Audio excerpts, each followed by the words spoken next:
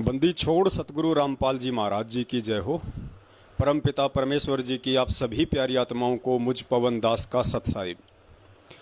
पुण्यात्माओं, दया परमपिता परमेश्वर सतगुरु रामपाल जी महाराज जी की, जिनके आशीर्वाद से एक बार पुनः लाइव साध संगति के माध्यम से हम सभी सत्सेवक भाई बहन परमपिता परमेश्वर जी की महिमा का गुणगान करने के लिए सोशल मीडिया पर आमने सामने हैं।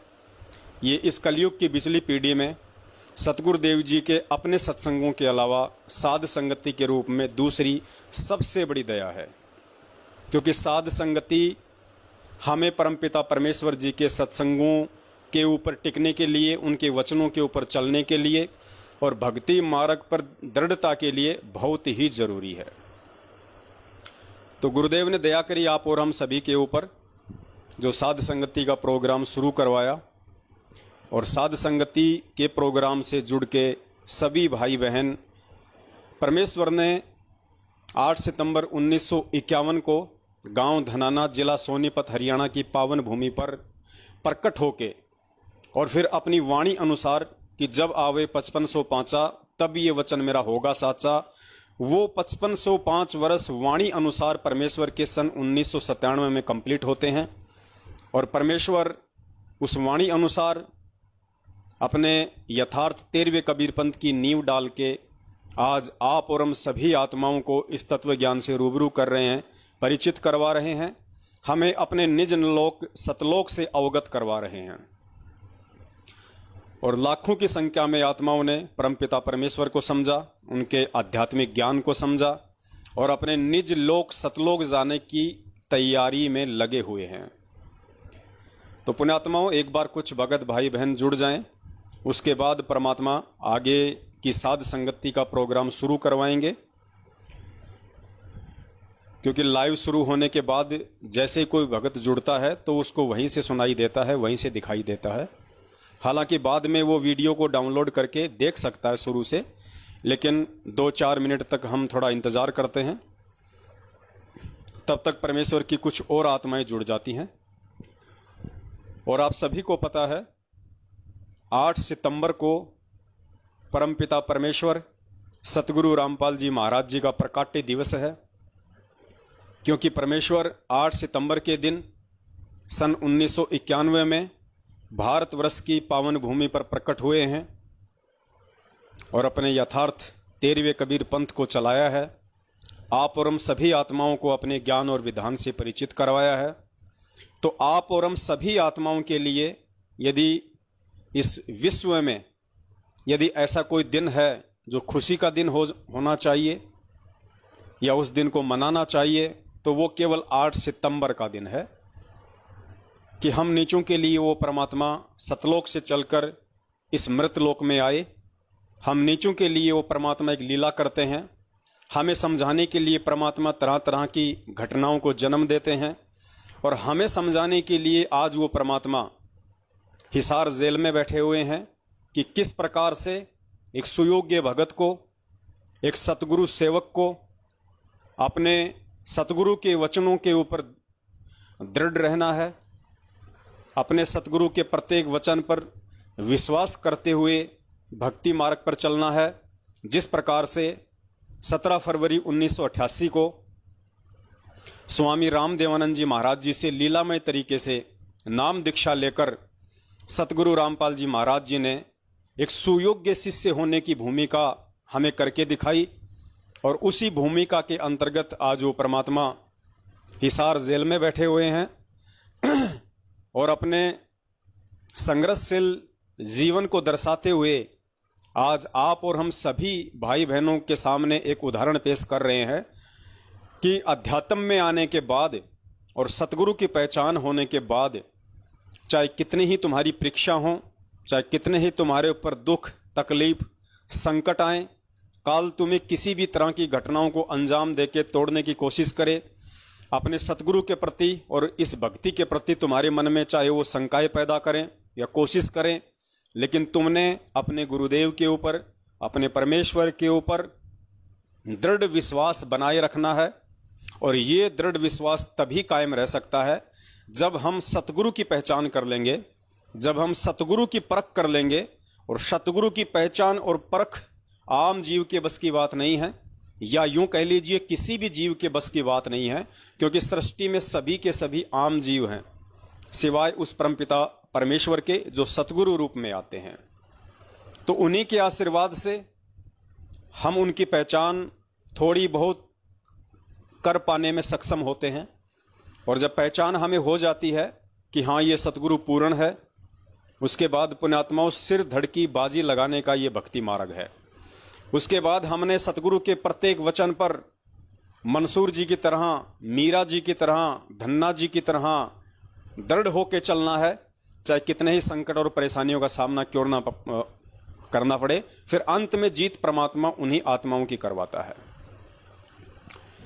तो दया परमपिता परमेश्वर जी की, और हम कोशिश करेंगे कि 8 सितंबर सतगुरु प्रकट दिवस तक हम ज़्यादा से ज़्यादा लाइव आएँ, और 8 सितंबर तक हम ज़्यादा से ज़्यादा उन सभी प्रमाणों को, उन सबूतों को भगत समाज के सामने रखने का प्रयास करें, जिससे ये और अधिक साबित हो सके, प्रमाणित हो सके कि हाँ 8 सितंबर 1951 से सतगुरु रामपाल जी महाराज जी के चोले में स्वयं वो कबीर परमात्मा ही धरती पे प्रकट हैं। कई भाई बहनों को शंका होती है कि उस परमात्मा का नाम तो कबीर है और उसका तो कलयुग में यही नाम चलेगा। तो भाई हमने भी कभी उस परमात्मा के नाम को छेड़ने की कोशिश नहीं की है, और ना ही हमने ये कहा है कि भाई इस कलयुग में कबीर नाम नहीं चलेगा। बिल्कुल चलेगा, क्योंकि ये परमेश्वर का वास्तविक नाम है, ये परमेश्वर का वैदिक नाम है, ये परमेश्वर का शास्त्रिक ज्ञान है। क्योंकि शास्त्रों में वर्णित है, वेदों में यही नाम वर्णित है, तो परमेश्वर का तो यही नाम रहेगा। लेकिन जिस प्रकार वही परमेश्वर कबीर साहेब आज सतगुरु रामपाल जी महाराज जी के चोले में आए हुए हैं, और जिस प्रकार से हमें सतगुरु रामपाल जी महाराज जी वाला जो रूप है उसी से हमें अधिक प्रेम है, हमें अधिक प्यार है, उसी रूप में हमारी श्रद्धा है, उसी रूप में हमारी दृढ़ता है। ठीक इसी प्रकार नाम तो परमेश्वर का कबीर ही है और कबीर ही रहेगा। लेकिन जो सतगुरु भगत होता है, उस भगत के लिए उस कबीर नाम से ज्यादा महत्व उसके सतगुरु का नाम होता है, क्योंकि बेड़ा पार वक्त गुरु से होता है, और वक्त गुरु आके जो नाम देता है उस नाम से बेड़ा पार होता है। तो हमने कभी भी परमेश्वर जी के नाम का विरोध नहीं किया है, ना हम करने की हिम्मत कर सकते और ना हमारी औकात है। यह तो उन भाई बहनों की व्यर्थ की चिंता है जो सतगुरु को ना पहचान पाने के चलते, और हम सत्सेवकों से थोड़ी बहुत ईर्ष्या रखते हैं, तो मन में इस तरह की खरपतवार उनके आती रहती हैं। फिर वो कहते हैं कि भैया तुम कबीर प्रकट दिवस क्यों नहीं मनाते 8 सितंबर को? गुरुजी भी तो कबीर हैं। तो भाई हमने तो मना किया नहीं कि 8 सितंबर को कबीर जी का प्रकट दिवस नहीं हो सकता। हम तो ये कहते हैं कि कबीर जी का असली प्रकट दिवस ही 8 सितंबर है। अब आप चाहे उसको सतगुरु प्रकट दिवस कह लीजिए, आप चाहे उसको कबीर प्रकट दिवस कह लीजिए, बात एक ही है। क्योंकि हमने केवल 650 साल पहले वाली या उससे पहले परमात्मा जिन जिन अवतारों में आए हैं, जिन जिन रूपों में आए हैं, वो फोटो हमारे किसी काम की नहीं है। आज से पहले परमेश्वर के जितने भी स्वरूप हैं, एक वर्तमान संत रामपाल जी महाराज वाले स्वरूप को छोड़ के, उनके अलावा उनका कोई भी स्वरूप, कोई भी फोटो हमारे किसी काम की नहीं है। तो हमने तो केवल फोटो को रिजेक्ट किया है कि वो फोटोएं हमारे किसी काम की नहीं है। और वो जो फोटो हैं, जैसा हम देखते हैं दाढ़ी मूछ वाला रूप, उस रूप को तो काल भगवान ने मांग रखा है। यानी उस रूप में तो वो कभी भी आके किसी भी जीव को भ्रमित कर सकता है। ये उसके पास में पावर है, उसने वरदान लिया हुआ है। आपको पिछले वीडियो में परमात्मा का वो सत्संग भी सुनाया था, आज भी सुना देंगे यदि टॉपिक आया तो दया परमात्मा की। तो 8 सितंबर को चाहे आप सतगुरु प्रगट दिवस कह लीजिए, चाहे उसको कबीर प्रगट दिवस कह लीजिए, बात एक ही है। ये तो खाली सोच का फर्क है। तो पुण्यात्माओं, अब हो क्या रहा है कि सतलोक आश्रम मैनेजमेंट हरियाणा भी अपनी पिछले वर्ष की जो करनी थी, कौन सी करनी? इन्होंने जो 8 सितंबर को सतगुरु रामपाल जी महाराज जी का जन्म दिवस मनाया था, सरेआम इन्होंने पीले पर्चे संगत में डाले थे, ऑडियो संगत में डाली थी, और बाकायदा इन्होंने 8 सितंबर के दिन 2 या 3 घंटे का एक सत्संग भी चलाया था साधना टीवी चैनल पे, दिन के 9 से 12 बजे तक, और सभी भगत भाई बहनों से उस अविनाशी परमात्मा का जन्मदिन मनवाया था, जन्म दिवस मनवाया था। तो 1 साल होने को आ रहा है। बहुत सारी बातें हुई संगत में, सत्सेवकों से परमात्मा ने बहुत सारे सबूत और प्रमाण डलवाए, जिनसे ये साबित हो गया कि सतगुरु अविनाशी है, वो स्वयंभू है, वो प्रकट होता है। और सतगुरु का जन्म दिवस मनाने वाला अंत में कुत्ते की योनि में जाता है। ढेरों प्रमाण देखने के बाद इस 1 साल के दौरान अब इन लोगों को अंदर ही अंदर शर्म महसूस हो रही है। अब ये सोच रहे हैं कि यारो तुम तो ना घटके ना घर के रहे ना घाट के, अब क्या करें, क्योंकि यहां तो परमात्मा के सत्संगों से ही सत्सेवकों ने साबित कर दिया संगत में, सैकड़ों की संख्या में 2-2, 3-3 घंटे की वीडियो डाल डाल के कि भैया संत रामपाल जी महाराज जी खुद कबीर परमात्मा है, और 8 सितंबर को ये परमात्मा काल भगवान से आंख मिचोली खेलते हुए और आप और हम सभी पिछली पीढ़ी के शिक्षित जीवों से ज्ञान आधार से अपनी पहचान करवाने के लिए इस तरह से एक परिवार में आने की इन्होंने लीला की है। एक माता पिता अपने पास में रखने की इन्होंने एक लीला की है। एक दासी और बच्चे अपने पास में रखने की एक लीला की है। बाकी ये तो वही परमात्मा है जो 650 साल पहले कहा करता था कि मात पिता कछु ना मेरे घर दासी, और जुल्हे का सुत आण कहाया लोग करे मेरी हांसी। ये वही कबीर परमात्मा है। सिर्फ आंखों का धोखा है उन लोगों के लिए जो इस तत्व ज्ञान आधार से सतगुरु को पहचान नहीं रहे हैं। तो अब इनको शर्म आने लग गई, बेचारे शर्मिंदा हो गए, क्योंकि बहुत सारे लोगों ने देखा देखी में, जल्दबाजी में इनके कहने पे 8 सितंबर को सतगुरु का जन्मदिन तो मना लिया, लेकिन उसके बाद से उनकी आत्मा को चैन बिल्कुल भी नहीं, शांति बिल्कुल भी नहीं। हमेशा 1 साल से वो यही सोचते आ रहे हैं, हे परमात्मा दोबारा कब से 8 सितंबर आवे, और कब से हमने जो इन कुकर्मियों के बहकाव में आके उस अविनाशी परमात्मा का जन्मदिन मनाने की महागलती की थी, कब हम गुरुदेव से माफी मांग के पुनः 8 सितंबर को उनका प्रकट दिवस मना के अपनी उस भूल को सुधारें और परमात्मा हमें क्षमा करे। तो जाहिर सी बात है वो सभी आत्माएं अब 8 सितंबर को सतगुरु प्रकट दिवस ही मनाएंगी, या यूं कह लीजिए कि 8 सितंबर को कबीर प्रकट दिवस ही मनाएंगी, क्योंकि उनको तो इंतजार है इस दिन का। भले ही वो सामने आके स्पष्ट रूप से नहीं कह रही हैं किसी भी कारण से, लेकिन अंदर ही अंदर ये चिंता उनको घुन की तरह खाए जा रही थी। और अब मात्र 28-29 दिन बचे हुए हैं। उन आत्माओं को बड़ी खुशी है कि अब की बार तो कम से कम इस सतलोक आश्रम मैनेजमेंट हरियाणा वालों के बहकाव में आके हम ऐसा कुकर्म करने से बचेंगे। और जैसा कि सत्सेवकों ने ये प्रमाणित किया है, और ये शाश्वत सत्य भी है कि वो परमात्मा स्वयं ही सतलोक से चल के आता है। वो परमात्मा स्वयं ही एक भगत की भूमिका करता है, स्वयं ही परमात्मा सतगुरु की भूमिका करता है, तत्वदर्शी संत की भूमिका करता है, और अपने द्वारा रची गई सृष्टि को वो कबीर परमेश्वर स्वयं ही भिन्न भिन्न रूपों में आके यहाँ पे प्रचारित करता है, लोगों को समझाता है। क्योंकि वैसे भी परमात्मा सृष्टि रचना में कहते हैं कि समर्थ का काम उसी को साजे, और करे तो डूंडा बाजे। डूंडा यानी मूर्ख बाजे। समर्थ का काम कोई जीव नहीं कर सकता है, 21 ब्रह्मांड का स्वामी नहीं कर सकता। आप और हम जैसे 2 कौड़ी के जीवों की तो औकात क्या है। लेकिन इतनी सी राहत वो परमात्मा अपने बच्चों के अच्छे कर्म बनाने के लिए जरूर दे देता है, सेवा के रूप में, कि करे करावे साइया मन में लहर उठाव, दादू सिर दरजीव के आप बगल हो जाए। दादू जी ने कहा था कि वो परमात्मा अपने भगत के, अपने बच्चों के शुभ कर्म बनवाने के लिए और अपनी रजा से, अपनी तरफ से प्रेरणा करके उनसे कुछ ऐसे अच्छे और शुभ कर्म करवा देता है जिससे उन पुण्यात्माओं के अच्छे कर्म बनते हैं। तो पुण्यात्माओं, काफी संख्या में भगत भाई बहन जुड़ रहे हैं, दया परमेश्वर की। तो अब हम शुरू करते हैं आज का लाइव साध संगति का ये प्रोग्राम। और शुरुआत हमारी यहीं से है कि अब इनको शर्म आने लग गई है बहुत बुरी तरीके से। और अब की बार सतलोक आश्रम मैनेजमेंट हरियाणा की इस कमेटी ने अपने सभी स्टेट कोऑर्डिनेटर और अन्य जितने भी महापुरुष हैं, जो पहुंची हुई हस्तियां हैं, उन सभी ने मिलकर एक मीटिंग की है। और उस मीटिंग में इन्होंने ये निर्णय लिया है कि भैया ये ये जो जन्म दिवस वाला जो नाम है इसको हटाओ।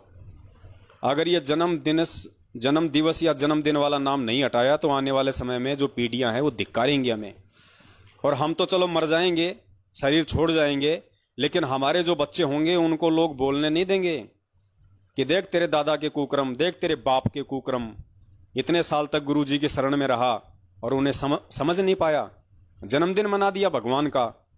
तो अब इनको शर्म आने लग गई है। और अब की बार ये 8 सितंबर को जो पोस्टर बनाएंगे, संगत में जो प्रचारित करेंगे, वीडियो बनाएंगे, पंपलेट बनाएंगे, तो इन्होंने डिसीजन लिया है कि भैया अगर बची खुची अगर इज्जत रखनी है तो अब की बार जन्मदिन या जन्म दिवस की जगह सतगुरु अवतरण दिवस रखो। प्रकट दिवस तो हम नहीं मनाएंगे क्योंकि हम काल के एजेंट हैं, हम उनको प्रकट हुआ तो नहीं मानेंगे, लेकिन हम उनका अवतरण दिवस मनाएंगे। अवतरण दिवस तो पुण्यात्माओं, थोड़ा सा हम इस अवतरण दिवस पे भी इनकी धोती सी धोएंगे ताकि अगली बार ये अवतरण दिवस को भी छोड़ के प्रकट दिवस पे ही आ जाएं।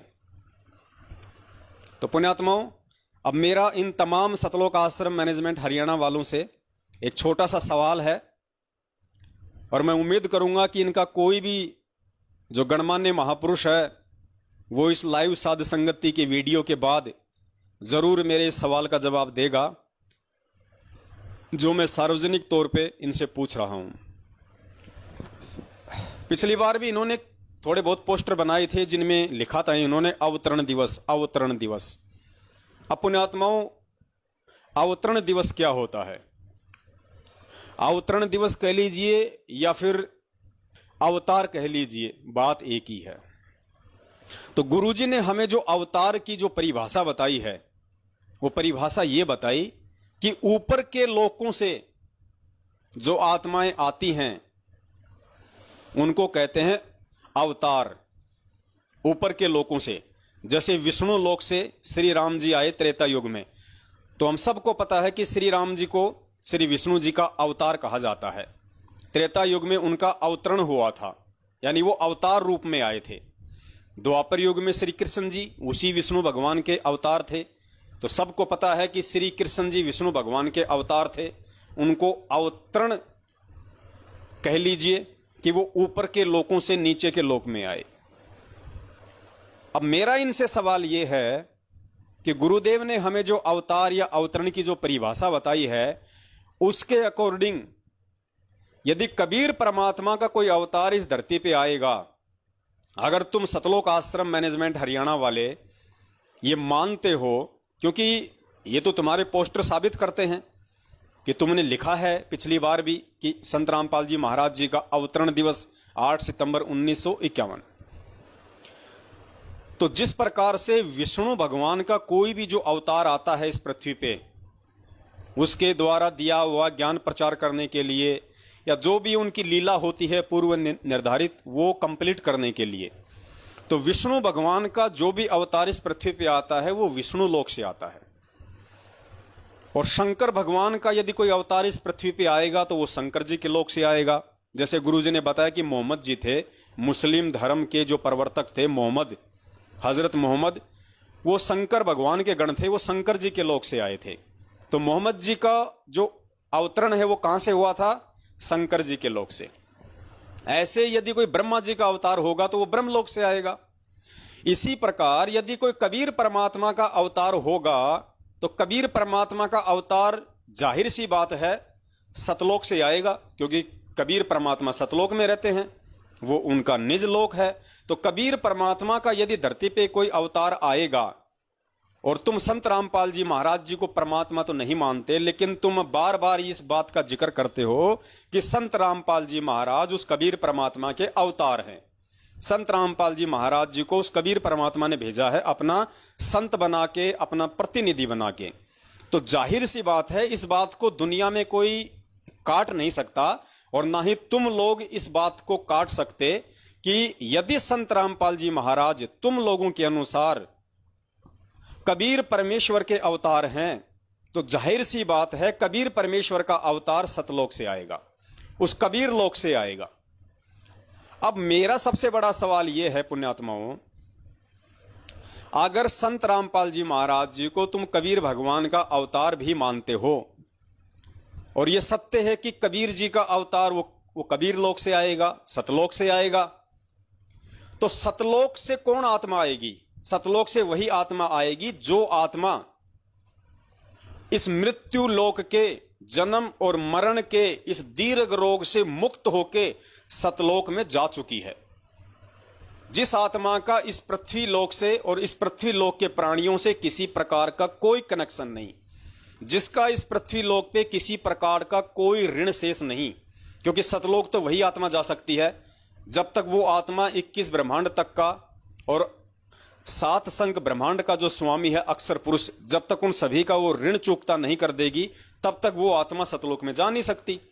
तो अगर संत रामपाल जी महाराज यदि कबीर जी के अवतार हैं तो जाहिर सी बात है वो सतलोक से पृथ्वीलोक पे आए 8 सितंबर 1951 को, और सतलोक से आए हैं तो इस पृथ्वीलोक से उनका कोई ऋण नहीं, उनका कोई लेन देन नहीं, वो तो खाली कबीर परमात्मा के दास बन के आए हैं, वो तो खाली कबीर परमात्मा के प्रतिनिधि बन के आए हैं, उनका नाम लेके आए हैं, उनकी शब्द शक्ति लेके आए हैं, वो तो उनके आदेश से उनका काम पूरा करने के लिए आए। तो संत रामपाल जी महाराज जी का तो पृथ्वीलोक पे किसी प्रकार का कोई ऋण है ही नहीं। तो मेरा सवाल तुम लोगों से यह है कि यदि संत रामपाल जी महाराज जी को तुम कबीर जी का अवतार मानते हो और कबीर जी का अवतार सतलोक से आएगा और सतलोक से जो प्राणी यहां आएगा उस परमात्मा का संदेशा लेके, तो इस लोक से उसका किसी प्रकार का कोई ऋण नहीं है, तो फिर वो संत रामपाल जी महाराज गांव धनाना जिला सोनीपत हरियाणा में भगतमती इंद्रो माई के गर्भ से जन्म क्यों लेगा? उनके पेट में 9 महीने वो कष्ट क्यों उठाएगा? उनके पेट में 9 महीने ऊपर को पैर नीचे को सिर वो नरक क्यों भोगेगा? क्योंकि सतलोक से जो आत्मा आएगी उस आत्मा का इस पृथ्वी लोक पे कोई ऋण नहीं होता है।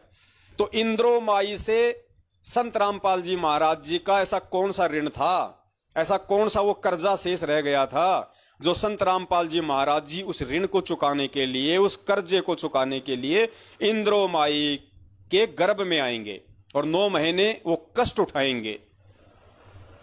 क्योंकि सतलोक से जो आत्मा आएगी यदि उस परमात्मा का प्रतिनिधि भी बनके, उस परमात्मा के अवतार रूप में यदि कोई आत्मा भी आएगी, तो पुण्यात्माओं फिर हमें यह जवाब दे दो कि उस आत्मा का इंद्रो माई से क्या ऋण था, क्या संबंध था? वो मुक्त हो चुकी आत्मा खाली अपने परमेश्वर का आदेश लेके इस लोक पे आएगी, तो उसका इंद्रो माई से क्या संबंध था? कौन सा ऋण बाकी था, कौन सा वो कर्जा बाकी था? और यदि कोई कर्जा बाकी था तो संत रामपाल जी महाराज जी की आत्मा फिर मुक्त कैसे हो गई? तो पुण्यात्माओं ये सतलोक आश्रम मैनेजमेंट वाले हर पॉइंट पे फेल हैं।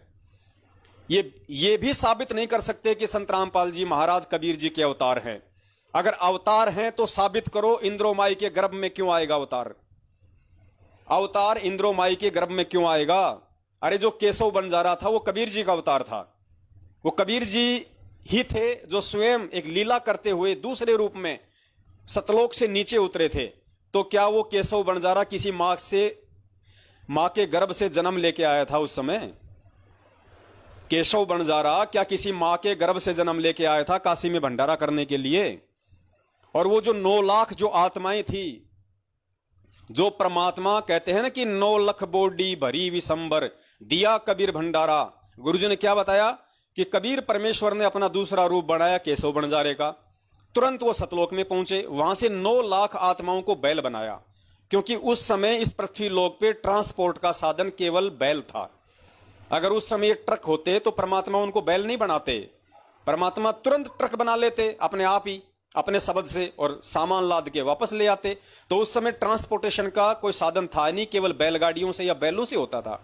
तो परमेश्वर ने उन सतलोक वाली आत्माओं को बैल बनाया। ये परमेश्वर के गुणों में है, ये परमेश्वर के पास में पावर है, शब्द शक्ति है। वो चाहे तो आत्मा का पत्थर बना दे, चाहे तो बैल बना दे, बैल से वापस परमेश्वर उसको सतलोक में बैठा दे। तो गुरुजी ने क्या कहा कि वो 9 लाख आत्माएं सतलोक से परमात्मा लेके आए थे, वो बैल बन के आई थी। और उसके बाद में जो सेवादार थे, जितने भी सेवादार थे, वो सारे के सारे सेवादार भी परमात्मा सतलोक से लेके आए थे।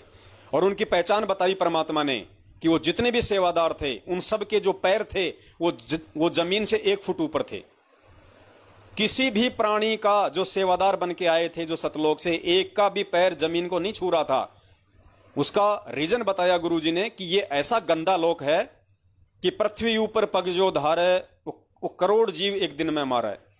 एक दिन में 1 करोड़ जीव मरते हैं हमारे से, जब हम रोजी रोटी के लिए अपने घर से बाहर निकलते हैं। तो वो सेवादार तो 3 दिन रहे थे काशी में, तो 3 दिन में तो 3 करोड़ जीव मर जाते, और 3 करोड़ जीवों का भार और ऋण उतारने के लिए उनको असंख्य जन्म फिर यहीं पे भोगने पड़ते। तो परमेश्वर ने तो उन आत्माओं के पृथ्वी पे पैर भी नहीं टिकने दिए। वो थे कबीर जी के अवतार, वो थे सतलोक से आई हुई आत्मा उस परमेश्वर की। तो पुण्यात्माओं, जब वो 9 लाख बैल वो किसी गाय के गर्भ से जन्म लेके नहीं आए, वो जितने भी हजारों की संख्या में सेवादार लेके आए थे परमात्मा 650 साल पहले सतलोक से, कोई भी सेवादार किसी मां के गर्भ से जन्म लेके नहीं आया। उनके तो जमीन पे पैर तक नहीं टिक रहे थे, क्योंकि वो आत्मा थी, वो जीव थे। अगर उनके पैर जमीन पे टिक जाते तो उन पे यहां का जो कर्म विधान है वो लागू हो जाता। इसलिए परमात्मा ने उनके पैर नहीं टिकने दिए। लेकिन केशव बंजारे के रूप में परमात्मा ने जमीन पे पैर टेके हुए थे। खुद वो कबीर परमात्मा 120 साल तक रहा, उसने जमीन पे पैर टेके हुए थे, क्योंकि ये इस पृथ्वी लोक के जो ये विधान है, जो ये कर्म है, ये उस परमेश्वर पे लागू नहीं है, बाकी हर जीव पे लागू है, हर आत्मा पे लागू है। तो सतलोक से तो वो आत्मा आई थी उस परमात्मा की। तुम कहते हो कि संत रामपाल जी महाराज जी कबीर जी के अवतार हैं। अरे कबीर जी के अवतार भी, यानी वो आत्माएं भी काशी में आई थी 650 साल पहले, जिनके परमात्मा ने पृथ्वी पे पैर नहीं टिकने दिए। क्यों नहीं टिकने दिए? क्योंकि उन पे वो कर्म लागू हो जाता, क्योंकि वो जीव थे, वो आत्माएं थी। लेकिन परमेश्वर ने केशव बंजारे के रूप में जमीन पे पैर टेके, और खुद वो कबीर परमात्मा तो टिकाया था। तो भाई, यदि संत रामपाल जी महाराज जी कोई आत्मा होती उस कबीर परमात्मा की भेजी हुई, तो अब आप समझ सकते हो कि आत्मा इस पृथ्वी लोक पे उस परमात्मा का काम नहीं कर सकती। आत्मा तो खुद यहां पे ऋण संबंधों में बन जाएगी, काल भगवान उसको जकड़ लेगा। तो इसलिए यदि तुम अपने इज्जत बचाव के लिए, अगर तुम अब की बार 8 सितंबर को ये अवतरण दिवस का भी बहाना गढ़ोगे कि संत रामपाल जी महाराज तो कबीर जी के अवतार हैं, उनका अवतरण दिवस मनाएंगे, तो यहां भी तुम फेल हो जाओगे भाई। तुम्हारे पास जवाब नहीं है, तुम्हारे पास देने के लिए जवाब नहीं है। तुमसे बच्चा सवाल करेगा कि रे नालायको, तुमने इतने दिनों से क्या आध्यात्मिक ज्ञान समझा? अगर कबीर जी के अवतार संत रामपाल जी महाराज हैं, तो अवतार तो सतलोक से आएगा कबीर जी का। कबीर जी का अवतार कोई विष्णु लोक से तो आएगा नहीं, कबीर जी का अवतार है तो सतलोक से आएगा। अब सतलोक से आएगा तो इंद्रोमाई के गर्भ से क्यों आएगा? मुझे ये बता दो, इंद्रोमाई से उसका कौन सा ऋण शेष रह गया था? और शेष रह गया था तो वो आत्मा सतलोक कैसे गई और सतलोक पहुंच गई और परमेश्वर के आदेश से आई है, तो उसका इंद्रोमाई से क्या ऋण है? तुम गोल गोल घूमते रहोगे, तुम्हारे को 7 जन्मों में इस सवाल का जवाब नहीं मिलेगा। क्योंकि इस सवाल का जवाब यदि किसी को लेना है तो उसने संत रामपाल जी महाराज जी को ही परमात्मा मानना पड़ेगा, संत रामपाल जी महाराज जी को ही कबीर परमेश्वर मानना पड़ेगा, और संत रामपाल जी महाराज जी को ही 8 सितंबर 1951 के दिन गांव धनाना, जिला सोनीपत, हरियाणा में भगत नंदराम जाट और इंद्रोमाई के पेट से नहीं, उनके गर्भ से नहीं, एक लीलामय रूप में परमेश्वर ने प्रकट होके, और परमेश्वर ने यह दिखलाया कि भगवान समर्थ है, वो किसी भी विधि से आ सकता है। जैसे 300 वर्ष पहले ठीक इसी प्रोसीजर से, माता पिता वाली प्रोसीजर से, एक जाट परिवार से, एक किसान परिवार से, एक शादी वाली प्रोसीजर से, वो कबीर परमेश्वर गरीबदास जी महाराज जी के रूप में आया। और पुण्यात्माओं, ये गरीबदास जी महाराज जी के रूप में जो परमात्मा आए थे, ये सिर्फ और सिर्फ आज आप और हमें ये दृढ़ता देने के लिए, आप और हमें ये विश्वास दिलाने के लिए कि परमात्मा जब चाहे जिस रूप में, जिस लीलामय तरीके से प्रकट हो सकता है। वो समर्थ है, वो कुछ भी कर सकता है, लेकिन उसके प्रकट होने की लीला को केवल उसके अपने जो हीरे मोती लाल हैं वही समझ पाएंगे, जिनके लिए वो परमात्मा इस पृथ्वी लोक पे आता है। तो पुण्यात्माओं, अब की बार जो ये नया नाटक शुरू करेंगे अवतरण दिवस वाला, तो आप लोग सवाल पे सवाल करना इनके कोऑर्डिनेटरों से, नामदान संचालकों से और स्वयं इन लोगों से कि भैया साबित करो कि संत रामपाल जी महाराज कबीर जी के अवतार हैं। पहली बात तो ये कि उस कबीर जी ने आज से पहले कौन सा अवतार भेजा, उसका नाम बता दो। अगर कभी भी परमात्मा ने अपना कोई अवतार भेजा हो तो आज से पहले, अगर नहीं भेजा है तो आज क्यों भेजेंगे परमात्मा? और आज अगर संत रामपाल जी महाराज जी को भेजा है तो भाई वो मां के गर्भ में क्यों आएगा? और मां के गर्भ में आया है तो वो तो जेर में लिपटा हुआ है, वो तो गंदगी में लिपट के आया हुआ है। और जो मां के गर्भ से आया है वो ऋण संबंधी होता है, वो कर्जदार होता है, जो खुद 9 महीने मां के पेट में नरक भोग रहा हो, जो जेर रूपी उस गंदगी में लिपट के आया हो, जो आप और हमारी तरह एक मानुस हो, वो हमें क्या पार करेगा? हमें कहां से पार करेगा? तो इनसे सवाल करो पुण्यात्माओं, अगर इनकी आंखें खुल जाएं तो इनका अवतरण दिवस मनाना भी फैल।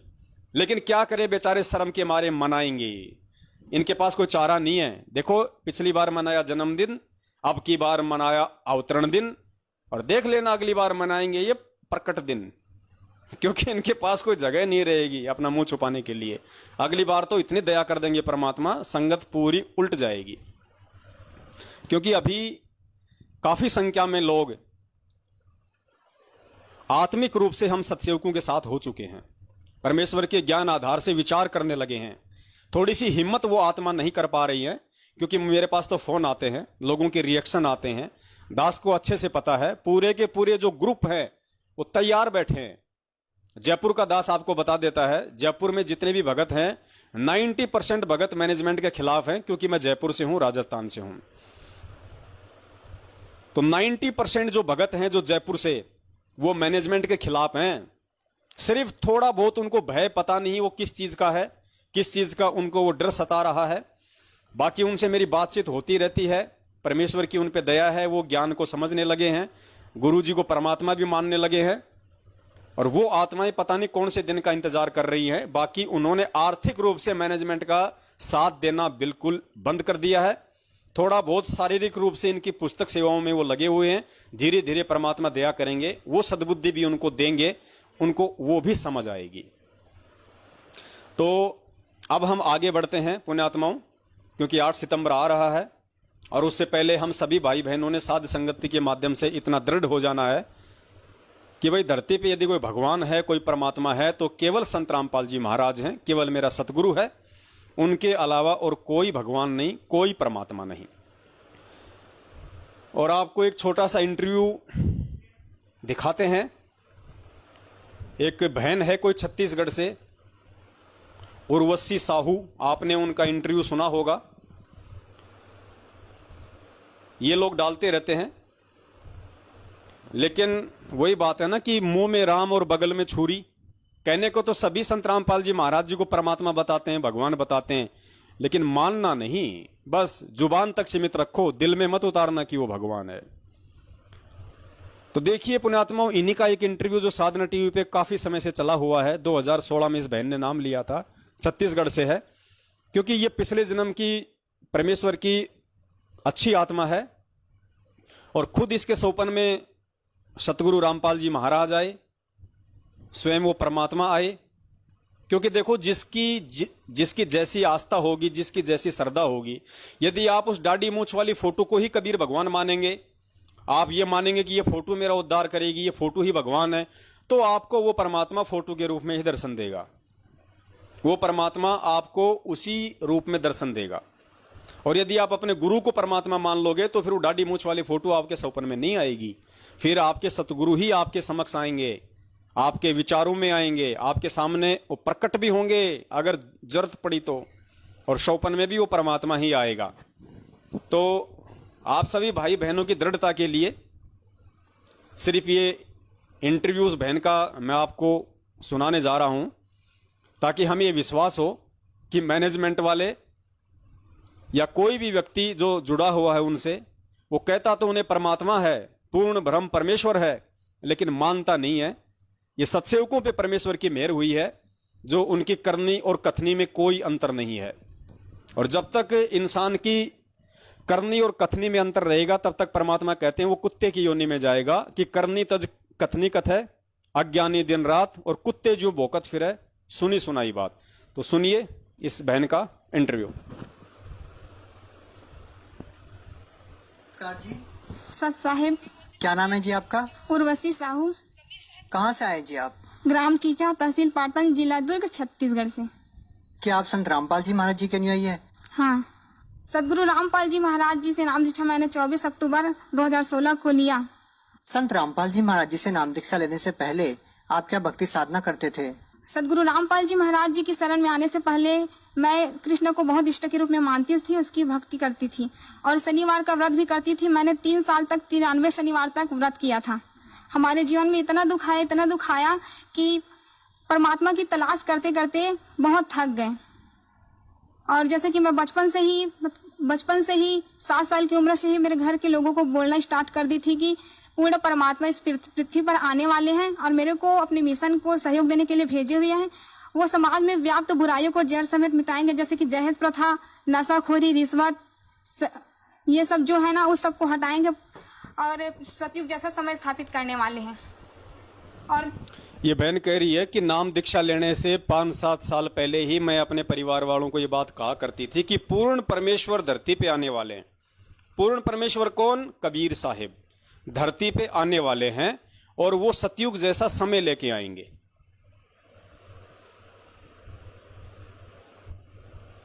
जो ये है वो समाज में व्याप्त बुराइयों को जड़ समेत मिटाएंगे, जैसे कि दहेज प्रथा, नशाखोरी, रिश्वत, ये सब जो है ना, उस सब को हटाएंगे और सतयुग जैसा समय स्थापित करने वाले हैं। और मेरे को 2016 में भी मिलने वाला है, ये भी बताया था।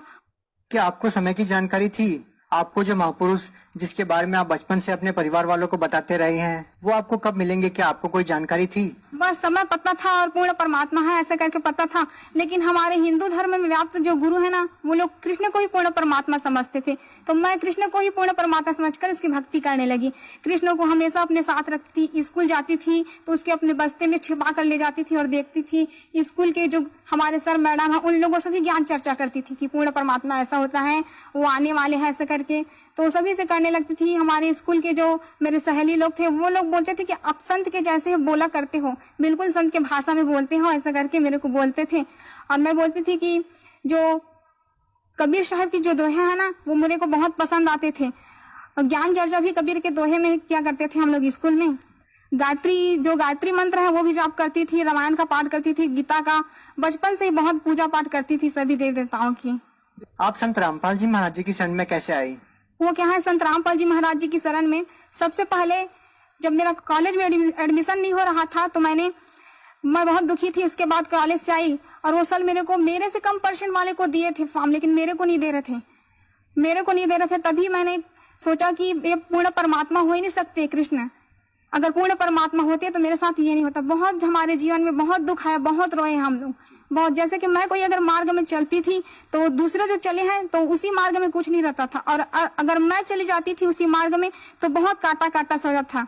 तो मैं जस्ट आई कॉलेज से, उसके बाद दोपहर को सो गई, थोड़ा सा नींद आया। उसके बाद सदगुरु रामपाल जी महाराज जी मेरे सपने में आए। अब आगे थोड़ा ध्यान से सुनना पुण्यात्माओं, क्योंकि ये पिछले जन्मों की अच्छी आत्मा है परमात्मा की, और परमेश्वर तो अपनी आत्मा के सदा साथ ही रहते हैं। जैसे नाम दीक्षा लिए बिना वो परमात्मा मीराबाई जी के साथ थे, धन्ना जी के साथ में थे, परमात्मा द्रौपदी के साथ में थे, प्रहलाद भगत के साथ में थे। तो आज तो परमात्मा की धरती पे अनगणित विशेष आत्माएं आई हुई हैं। तो आज तो परमेश्वर लाखों चमत्कार करेगा अपनी आत्माओं को दृढ़ता प्रदान करने के लिए, उनको भक्ति मार्ग पे लगाए रखने के लिए। तो अब ये बहन जिक्र कर रही है जिसने 2016 में नाम दीक्षा ली थी। अब ये आगे जिक्र कर रही है कि सतगुरु रामपाल जी महाराज मेरे सौपन में आए और वो साधारण वेशभूषा में थे, और संत तो वो सब पाखंड के। उसके बाद सदगुरु रामपाल जी महाराज जी मेरे सपने में आए और वो साधारण वेशभूषा में थे, और संत तो वो सब पाखंड के जैसे कि जटा, लंबे नाखून और बाल बढ़ाए, दाढ़ी लंबी, वो सब थे। लेकिन संत रामपाल जी महाराज जी के ऐसे नहीं थे। तो मैं बोली मेरे मम्मी को बोली कि मम्मी एक आए थे एक संत, लेकिन वो बोल रहे थे मेरे को कि आपका एडमिशन हो जाएगा बेटा, आप चिंता मत करना। लेकिन मैं जानती भी नहीं थी वो संत है, लेकिन आत्मा जो है परमात्मा को पहचान लेती थी। लेकिन मेरी आत्मा ने पहचान लिया कि वो संत ही हैं। उसके बाद मेरी मौसी थी एक, तो वो बोली कि मेरे गुरु जी हैं संत रामपाल जी महाराज जी, आप भी उससे नाम दीक्षा ले लो। तो मैं बोली कि वो आपके गुरु नहीं है, वो तो मेरे भी गुरु हैं, वो तो उससे भी मैं भी नाम दीक्षा लूंगी ऐसे करके। और जीवन से बहुत हार चुकी थी। तो संत रामपाल, तब तक तो आपको नाम पता ही नहीं था जब आपकी मौसी जी ने आपको बताया कि मेरे गुरुजी संत रामपाल जी महाराज हैं। लेकिन तब तक तो आप जानते ही नहीं थे कि ये संत रामपाल जी महाराज जी हैं। तो आपने अपनी मौसी जी से ये कैसे कहा कि ये मेरे भी गुरु हैं? वो क्या है ना कि आत्मा परमात्मा को पहचान सकते हैं, इसी प्रकार मेरी आत्मा ने भी गवाही दिया, तभी मैंने कहा कि ये भी मेरे गुरुदेव हैं। उसके बाद मैंने संत रामपाल जी महाराज जी से नाम दीक्षा लिया। देखिए, जो भी श्रद्धालु संत रामपाल जी महाराज जी से नाम दीक्षा लेता है तो उसको आध्यात्मिक लाभ होते हैं, भौतिक लाभ होते हैं, शारीरिक लाभ होते हैं। आपसे जानना चाहेंगे कि संत रामपाल जी महाराज जी से नाम दीक्षा लेने के बाद आपके जीवन में क्या बदलाव आया, आपको क्या लाभ हुआ? सबसे पहले मेरे को लाभ तो आध्यात्मिक हुआ। मैंने एक दिन परमात्मा से कहा था कि गुरुजी मेरे को इस लोक में रहना नहीं है, मेरे को सतलोक जाना है, मुझे नहीं रहना परमात्मा। तो गुरुजी एक दिन आए सदगुरु रामपाल जी महाराज जी और बोले कि बेटा आपको मैं आज रात को सतलोक ले जाऊंगा ऐसे करके। उसके बाद संत रामपाल जी महाराज जी आए, मेरे हाथ पकड़कर बोले कि चलो जाएंगे सतलोक ऐसे करके, अपनी मम्मी को बता देना बेटा ऐसे करके बोले। तो मम्मी को जस्ट मैं बताई कि मम्मी मैं सतलोक जाने वाली हूँ, आप डरना मत, मेरे को कुछ नहीं होगा, सदगुरु रामपाल जी महाराज जी मेरे साथ है ऐसे करके। क्या उस टाइम पे आपके माता पिता ने या आपके घर वालों ने संत रामपाल जी महाराज जी से नाम दीक्षा ले रखी थी? जी हाँ, संत रामपाल जी महाराज जी से मेरे परिवार वालों ने, मेरी मम्मी ने भी नामदान लिया था। उसके बाद क्या होता है? उसके बाद गुरुजी आए और मेरे हाथ पकड़ कर ले गए। उसके बाद हम लोग पहुंचे काली रंजन के लोग, काली रंजन का लोग जहाँ पर आए वहां पर मैंने कहा कि गुरुजी मेरे को काल से बहुत डर लगता है, मैं नहीं देखूंगी उसको ऐसे करके आंख बंद कर ली। और सदगुरु रामपाल जी महाराज जी ने कहा कि बेटा आप चिंता मत करो, मैं आपके साथ हूँ। उसके बाद हम लोग त्रिकुटी पे आए, त्रिकुटी पे परीक्षा हुआ वहां पर, तो सदगुरु रामपाल जी महाराज जी वहां छुप गए। उसके बाद जो बहुत सारे देवी देवता है ना, अपने अपने लोगों का प्रलोभन लेकर मेरे पास आए। बहुत बाजार जैसा था वहां पर, बहुत सारे प्रलोभन दे रहे थे मेरे को कि आपको ये पद दूंगा ऐसा करके। लेकिन मैंने कहा कि नहीं, मेरे को कुछ भी नहीं चाहिए। बहुत रोई, मैं बहुत रोई, नहीं मेरे को नहीं चाहिए, मेरे को तो पूर्ण परमात्मा चाहिए, मेरे सदगुरु रामपाल जी महाराज जी चाहिए। उसके बाद सदगुरु रामपाल जी महाराज जी को मैंने बहुत ढूंढा। उसके बाद एक कोने में सदगुरु रामपाल जी महाराज जी मेरे को दिखे। उसके बाद दौड़ते दौड़ते गई और परमात्मा को रोते रोते गले से लगा ली कि गुरु जी आप मेरे को चाहिए, बस दुनिया की कोई चीज नहीं चाहिए, परमात्मा बस मैं आपको चाहती हूँ और कुछ भी नहीं चाहिए मेरे को। उसके बाद सदगुरु रामपाल जी महाराज जी ने मेरे को उठाकर कहा कि बेटा ऐसा ही तो चाहता हूँ, मैं चाहता हूँ कि हर हंस में ऐसा ही गुण हो। सतलोक जाते समय परमात्मा ने मेरे में पूरा शील, संतोष, विवेक, क्षमा, जो सतलोक जाने का जो गुण होता है ना व्यक्ति में, वही पूरा स्थापित कर दिए थे। उसके बाद सदगुरु रामपाल जी महाराज जी ने कहा कि बेटा कोई बात नहीं, मैं ही कबीर परमात्मा पूर्ण भक्ति में वही पूरा स्थापित कर दिए थे।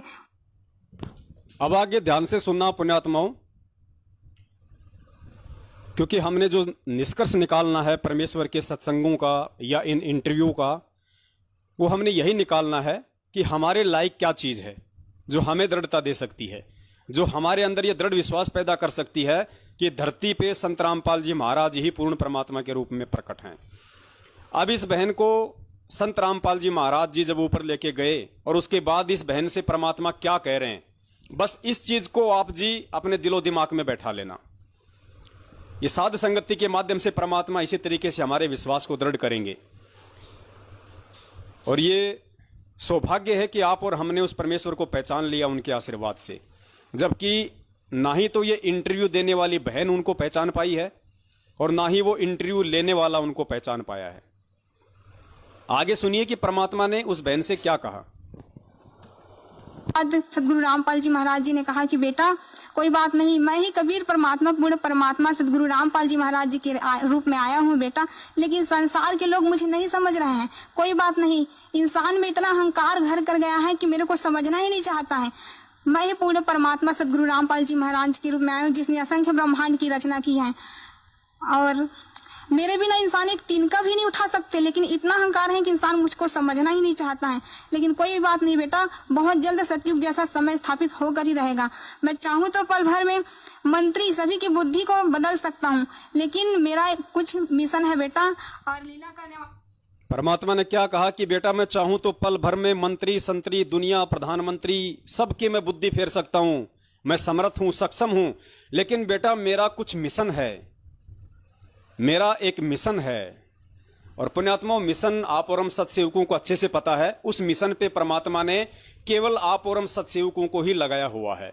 और वो मिशन है, इस कबीर परमेश्वर के मार्ग में इतिहास गवाह है, सबसे बड़ा रोड़ा यदि काल किसी को पैदा करता है तो उनके परिवार को पैदा करता है, वंशवाद को पैदा करता है, बेटा बेटी भाई बंधु रिश्तेदार जवाइयों को पैदा करता है। 24 घंटे जो बहुत बड़े भगत बनने की एक्टिंग करते हुए उनके इर्द गिर्द रहते हैं, उनको करता है।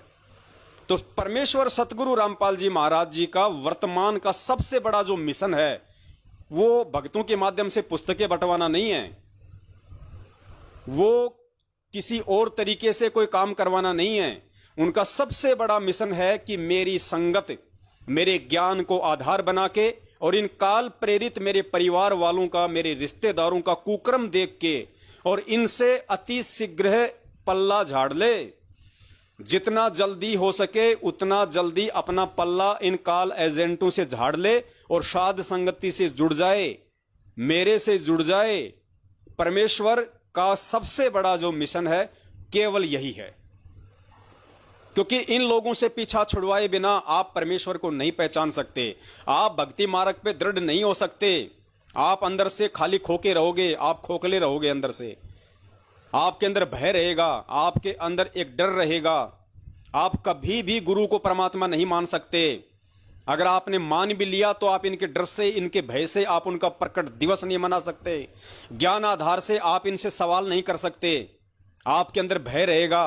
आप इनके किसी भी उल्टे सीधे आदेश को मानने से मना नहीं कर सकते जब तक आप इन काल प्रेरित लोगों की संगति में रहोगे। सबसे बड़ा जो मिशन है परमात्मा का, और जेल जाने का मुख्य कारण भी यदि परमेश्वर का है तो सबसे बड़ा कारण एक ही है, बाकी तो परमेश्वर एक तीर से अनेकों शिकार करते। जेल जाने के पीछे उनके बहुत सारे उनके रीजन हैं, मकसद हैं, लेकिन सबसे बड़ा जो रीजन है वो है उनकी जो संगत है, उनके जो भगत हैं अभी तक जितने भी उनसे जुड़ चुके हैं 15-20 लाख, उन सब की ज्ञान आधार से आंखें खोलना और उनके अंतःकरण में इस बात को जमाना कि अगर सतलोक जाना है, अगर मुझ सतगुरु की प्राप्ति करनी है तो तुमने ज्ञान को आधार बनाना पड़ेगा और तुमने ज्ञान आधार से मुझे कबीर परमेश्वर के रूप में देखना पड़ेगा। और हमने उनको ज्ञान आधार से परमात्मा माना या नहीं माना, हमने उनको सतगुरु रूप में आए हुए परमात्मा के रूप में माना या नहीं माना, स्वीकार किया या नहीं किया, उसका सबसे बड़ा जो प्रमाण होगा वो होगा सतगुरु का प्रकट दिवस मनाना। यानी जो आत्मा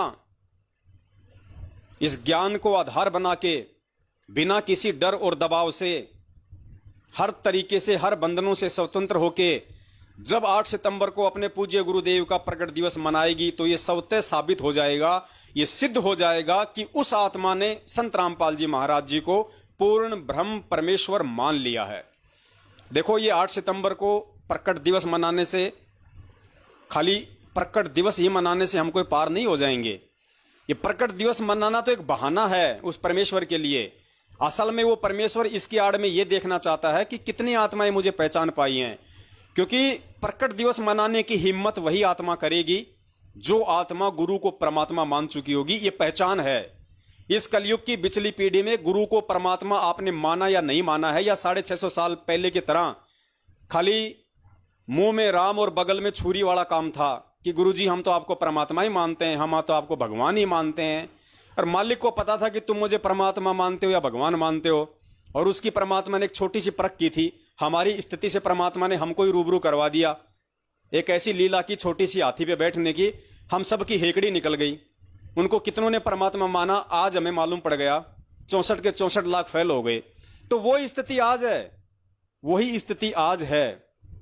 परमेश्वर को तो मालूम है कि लाखों की संगत में से कितनी आत्माएं मुझे परमात्मा के रूप में देख चुकी हैं, जान चुकी हैं, पहचान चुकी हैं, और कितनी आत्माएं हैं जो केवल मुझे एक संत मानती हैं, केवल मुझे अपना गुरु मानती हैं, इससे ज्यादा नहीं मानती हैं, लेकिन दिखावा करती हैं बंदी छोड़ के जयकारे लगाने की, सतगुरु कहने की। बंदी छोड़ सतगुरु रामपाल जी महाराज की जय। और बंदी छोड़ की परिभाषा का उनको मालूम नहीं है कि बंदी छोड़ की डेफिनेशन क्या होती है।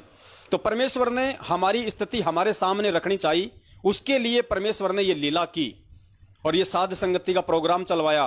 और परमेश्वर ने ये कहलवाया कि भैया 8 सितंबर को सतगुरु रामपाल जी महाराज जी धरती पे प्रकट हैं, और जो उनका प्रकट दिवस नहीं मनाएगा वो सतलोक जाने का अधिकारी नहीं है। क्योंकि सतगुरु प्रकट दिवस मनाना इस बात का साक्ष्य है कि आपने अपने सतगुरु को पहचान लिया, आपने अपने सतगुरु को मानुष नहीं बल्कि परमात्मा मान लिया।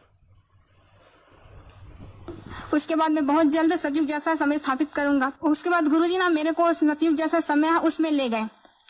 तो मैं बोली कि गुरुजी ऐसा ऐसा होगा बेटा, देखो ऐसा करके पूरा भविष्य में ले गए। तो मैं गुरुजी से बोली कि गुरुजी हम लोग जाएंगे वहीं पर, चलो ना रहेंगे ऐसे करके। तो सदगुरु रामपाल जी महाराज जी ने कहा कि बेटा हाँ बहुत जल्द रहने वाले ना, आप चिंता ना करो। तो इंटरव्यू आपने सुना उर्वशी बहन का, छत्तीसगढ़ से हैं।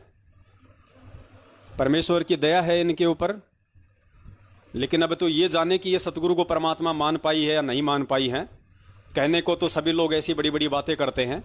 और पुण्यात्माओं, सबसे बड़ी बात देखो, जो इंटरव्यू ले रहा है उसका नाम है सिद्धार्थ दास। और ये जो सिद्धार्थ दास है जो आजकल इंटरव्यू लेता है भक्तों के, आपने जो आवाज सुनी है, ये मुकदमा नंबर 428 में भगोड़ा घोषित है। ये भगोड़ा घोषित है, ये अपना टाइम पास कर रहा है। इसको तो एक अच्छा बहाना मिल गया, कभी मध्य प्रदेश घूमने का, कभी छत्तीसगढ़ घूमने का, कभी राजस्थान घूमने का। ये मुकदमा नंबर 428 में भगोड़ा घोषित है और ये अपना टाइम पास कर रहा है। इसको मतलब नहीं है कि कोई संत गुरु रामपाल जी महाराज जी को परमात्मा बता रहा है या जीव बता रहा है, या वो परमात्मा है या नहीं है।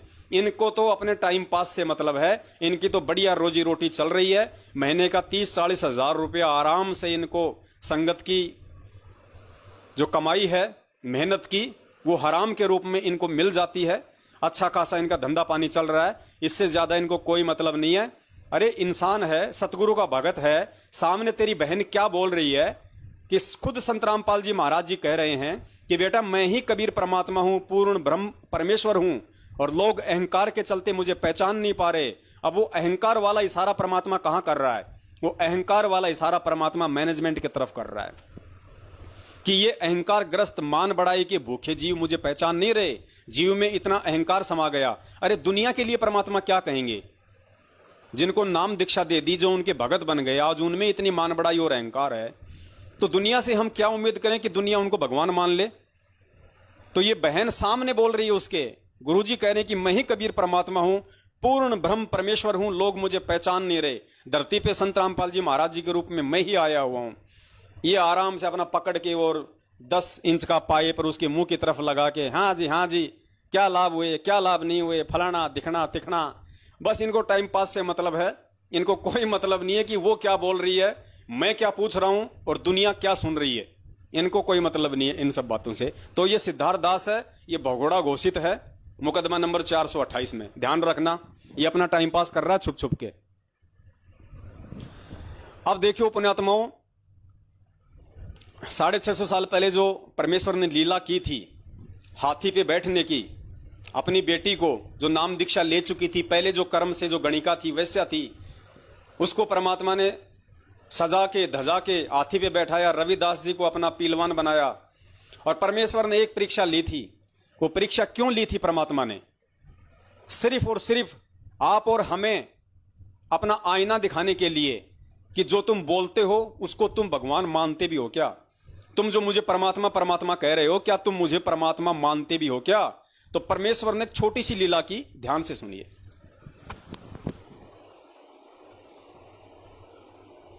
मैंने देखना चाहा कि ये मेरे विचारों को से कितने परिचित हैं, के अंदर कोई दृढ़ता भी है जो ये बोलते हैं कि हम तो मोक्ष चाहते हैं, हम आपके अतिरिक्त किसी को नहीं चाहते हैं, आप हमारे परमात्मा हो, आपसे हमें वो सुख मिले हैं जो हमें कहीं पर भी प्राप्त नहीं हुए थे। ऊपरले मन से कह रहे हैं या इनके अंदर भी कोई स्थान है? ये परीक्षा लेने के लिए परमात्मा ने, कबीर परमेश्वर ने लीला की थी। क्या परीक्षा लेने के लिए परमात्मा ने लीला की थी? कि ये भोली आत्माएं जो मुझे परमात्मा परमात्मा कहती हैं कि जी हम तो मोक्ष ही चाहते हैं, आप हमारे परमात्मा हो, तो परमेश्वर ने ये देखना चाहा कि ये मुझे ऊपरले मन से ही परमात्मा कहते हैं या इनके अंदर भी कोई जगह है। इस बात की परीक्षा लेने के लिए, इस बात की जांच करने के लिए परमात्मा ने छोटी सी परीक्षा ली थी, और उस परीक्षा में हमारा क्या हुआ हम सभी अच्छे से जानते हैं। और सुनिए परमपिता परमेश्वर जी के मुख कमल से। लेकिन उस समय उन पीरों ने, मुल्लाओं और काजियों ने, ब्राह्मणों ने, ऋषियों ने, नकली संतों ने, कबीर अशिक्षित है, ये किसी भी भाषा से परिचित नहीं है, इसलिए ये पुराणों या वेदों या गीता जी के और वेदों के विषय में जो कह रहा है ये बिल्कुल निराधार है। इसलिए हम अनजानों को, क्योंकि हम शिक्षित नहीं थे, उनकी इन बातों को सत्य मान लिया कि सचमुच कबीर जी अशिक्षित हैं, बाकी शक्ति बहुत है इनमें, क्योंकि हमें लाभ हो रहा है, सिद्ध पुरुष है। ऐसे हमने उस भगवान को पहचाना नहीं, और वो हम उनके साथ ज्ञान आधार से नहीं लगे थे, अपने सुख के कारण लगे थे, लाभ के कारण लगे थे, जो संसारिक लाभ ही हम चाह रहे थे, जिस कारण से हम फेल हो गए थे। क्योंकि परमात्मा ने तो मालूम था, परमात्मा को ये मालूम था कि ये भोली आत्मा केवल देखा देखी लग रहे हैं, ज्ञान कति नहीं, इनको मेरे पे विश्वास नहीं है। यही सिद्ध करने के लिए, क्योंकि परमात्मा सत्संग में कहते थे कि तुम सभी केवल स्वार्थ वश लग रहे हो, अपने संसारिक और यहाँ के ही व्यवस्था को मांगने आते हो, तुम परमार्थ नहीं चाहते हो। लेकिन वो भोली आत्मा कहा करती, नहीं जी हम तो मोक्ष ही चाहते हैं, हम तो मोक्ष ही चाहते हैं। तो परमात्मा ने उनको एक पिछोड़ लगाई थी कि सती थी उन्हीं के सामने प्रकट करनी चाहिए थी। तो परमात्मा ने एक पिछोड़ लगाई थी और उन्हीं की जो वास्तविक जो स्थिति थी वो उन्हीं के सामने जाहिर कर दी कि तुम मुझे कितना पहचान पाए हो, और तुम मुझे परमात्मा मानते हो या क्या मानते हो, और तुम मेरे से स्वार्थ के चलते जुड़े हुए हो या मोक्ष के लिए जुड़े हुए हो।